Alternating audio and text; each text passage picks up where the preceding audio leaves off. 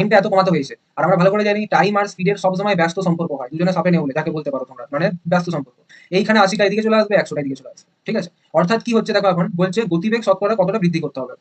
কত বৃদ্ধি করতে হচ্ছে এখানে? 20, কতর মধ্যে? 80-র মধ্যে। 20 বৃদ্ধি করতে হচ্ছে 80-র মধ্যে, 100-তে কত বৃদ্ধি করতে হবে? 0 0 কেটে দাও, 4, এখানে হচ্ছে 25, 25%। একদম 5 সেকেন্ডের মধ্যে ম্যাথ করাবো।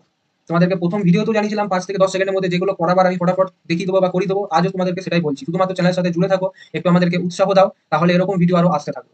চলো পরের প্রশ্ন দেখা যাক।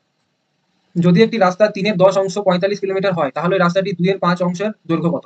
অর্থাৎ কি বলেছে, 3/10 অংশ, ঠিক আছে, 45 কিলোমিটার হয়, তবে রাস্তাটির 2/5 অংশের দৈর্ঘ্য কত? ভালো জিনিস।